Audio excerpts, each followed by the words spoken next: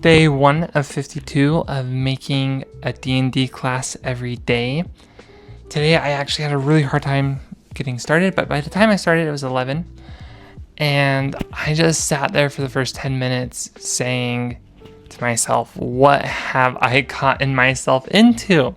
I finally got started by pulling out my deck of cards that I wrote down all the different combinations of magic and abilities and things like that are in my world. There's like blade, there's bows, there's poison, there's flame, all sorts of things.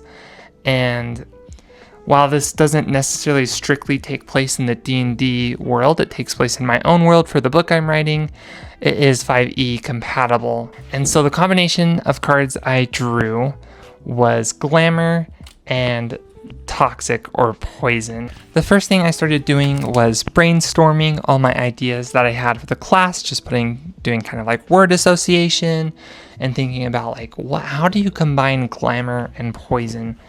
And I did some research to see kind of like what more words were, because I always want to expose myself to more ideas and words. I got the perfect character for a reference was Wormtongue from Lord of the Rings, the guy that's like whispering in the king's ear and poisoning his mind. I was like, what if that whole thing was like a magic power, and not just a magic power, but like a class of people that have these abilities are trained to do it, and they like wreak havoc on the world, and it's this whole thing. And so I took that idea and ran with it. I named the class SnakeTounge. For me, coming up with the name first is actually so helpful for a class, because it not only like kind of gives you a direction to go, it just kind of inspires your mind, and the cooler you can make the name, the funner the class sounds and the funner, like more themed abilities you will make. And so then I went on, I started thinking, and I made the level 1 to 20 chart, and I just started writing down all the abilities that I could think of. Something I haven't mentioned is in addition to making a D&D class every day, I am writing like the intro, all the flavor text about the class, and like kind of the world building of that. And in addition to that, I'm also writing character backstories and backgrounds. So after I finish this whole thing, I still have to write like a half page to full page backstory for some character that has this class. And I was immediately so excited about that, but I promised to do the class first. And I had some really cool abilities like disparage and poisonous words, and I'll get into those more later. And then I got interrupted by a phone call, and it looks like I'm going to be going to a performance. And so I'm going to try to sneak this in there and see if I can work on it during a play and see how it is. One of my students I teach some digital media stuff. One of my students is performing, and I would love to see him perform. So, and that's 2 hours, and I have to get this done today, so I'm a little stressed because the daylight is burning, and I don't know if it's possible. But I will go, I will see him perform, and I'll try to work on this while I'm performing. I got to I've come up with the names for the abilities. Basically, I'm 1/4 of being 1/3 of the way through it in about an hour. So if you do the math, that doesn't really line up with math. So once I don't even know if I'm explaining this right. I have to go.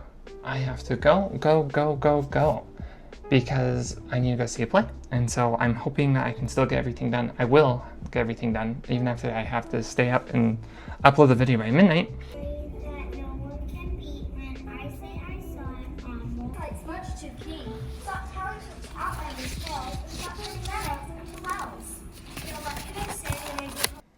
And so finally I got back. I was able to do a little bit of work, probably like 30-ish minutes of work while there. I didn't really know how long to have the timer on.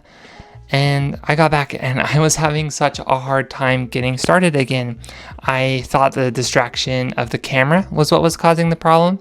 So I did about an hour and a half of work off camera, no timer. And that helped a lot. I was on the phone with my sister and just talking to people. And then when I was feeling better, I turned on the camera again. I'm mostly making these videos to keep myself accountable. I will try to make them slightly entertaining, no promises though.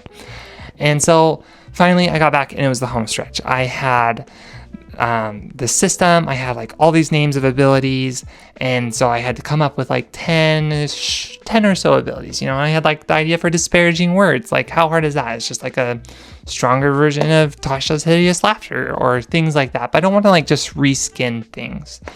And so I came up with a system, and at first I was calling it Purveyor of Poisons, but I found out that just seemed dumb. So I changed it to Charlatan of Poisons, and this is like the subclass. So every 3 levels, you get to basically add something to your poison that makes it more unique to you.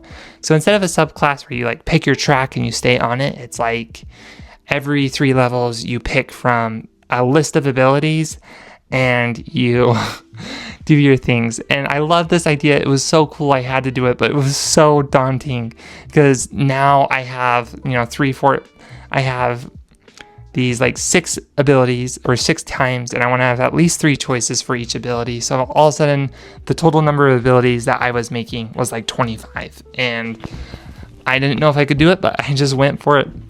After the phone call with my sister and something, and just like taking some time to kind of like figure out myself and what I was feeling, I actually was able to like rocket fuel go through this so fast. And I don't know where the ideas came from, but I just was going for them. I think the main thing that helps when you're doing something like this is to first have a lot of exposure to abilities in video games / any games. 2, you got to just have some brazen confidence that like whatever name you're giving the ability is just the best ever, even if it's not.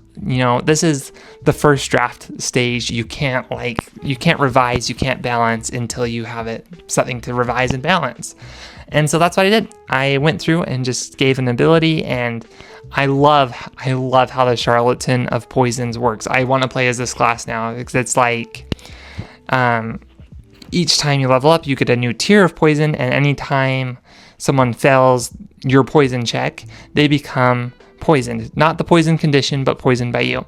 And every time you hit them, so that's immediately tier 1 of effect, whatever your tier 1 effect was that you picked. And then next time you hit them with a poison attack, that goes to tier 2, and it kind of becomes this race between like how fast can you get them to tier 4 of poison, which is like the really hard hitting effects, and how fast can they get healed. And some of the effects like do more damage, or you can pick effects that kind of like make it harder for the person to heal the poison. And I think it's so fun. I think it's like so unique, and a lot of the effects, because it's like the glamour and poison, a lot of the effects give you like advantage on charisma checks against this creature if they're poisoned or things like that. And so there's fun that like might be tricky to play because it's like, oh, do I want something utility or do I want something solely for combat? And it kind of does both, and I love it. In addition to that, I have like Disparage, which I just love the name. It's so good for this. And then like Lull, and the idea is that like with your poisonous words, you can stun someone at some point and disparage them and try to like seep their will for combat. And then after that, you've got Lull, which is like a similar but stronger version of that. And it just was a lot of fun. It was a lot of fun.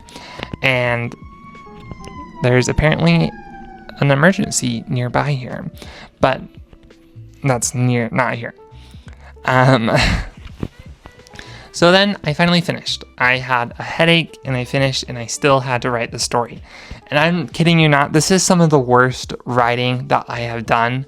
I am challenging myself though. This is why I'm using a pen. That's why I'm not using a pencil, is because if I'm going to get this challenge done, I can only do so much like perfecting along the way.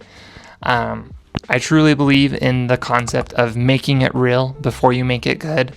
And so I wrote about this character Jasper, and this is the D&D background. You're free to steal this. And Jasper has been poisoning the king's mind for a month, and he's the top advisor, and he's finally got in control. And the king he's just a puppet, and Jasper's like this puppet master that wants to stay in the shadows. And one day when Jasper goes to sleep, he wakes up to a commotion, and people are yelling. There was this mage that came to visit, and this great mage came and healed the king on doing all of Jasper's work. And then within an hour, Jasper is being hunted down by the king for the poisoning and the lies and stuff like that. I like the concept of a backstory, and it's like a good premise to start off of and would be a fun D&D character. I just didn't add as much flair and character and spice. And when I make backstories, especially for other people to use, I feel like the only time you use someone else's backstory is if, one, you're having a hard time and you need inspiration for your own idea, or two, you don't know how to, you don't want to make a personality all by yourself. And so if I were to redo it, which I will do at a later date, I would change and just add more personality and flair and motivation and ideals and bonds and flaws and all of that, and be so much fun. But I love that concept of the evil uncle character getting caught and then joining the party and being like, well, I guess I'm going to be an adventurer now to make ends meet, because I can't, I don't want to have a job where I'm too recognized or, too official of a position. And I presume that you're not poisoning the minds of your party or trying to manipulate them too much, but your whole class is based off deceit. And so can anyone ever really trust you? It's like being a rogue. It's like, I think the most similar comparison in all of D&D to this class is either like a charlatan rogue, or I don't know if there's a charlatan bard. I think there is. And that's the most similar that there would be. I had so much fun doing this. It took me hours. I ended up making 28 abilities and writing a brand new short story. And I just solely focused on it since 11 to 6, so it's 7 now. So it took me about 8 hours with one interruption to do this, and I am committing to doing this every day for 50 days. 52 days, actually, because I want to have a deck of cards with each one being a little anthology background that connects to a class that you can use. But anyways, if you enjoy the concept or want to support me on my journey, please subscribe. It's free. It doesn't cost anything. Like and share. Leave a comment. Leave a comment for your craziest idea of a class. I will make it. I don't care if it's a souffle chef. I do care, actually, if it's a souffle chef. I want things that are cool and that can be used in combat. I do think classes should exist for souffle chefs, but they should all be about how to make a souffle, not dealing damage with dice.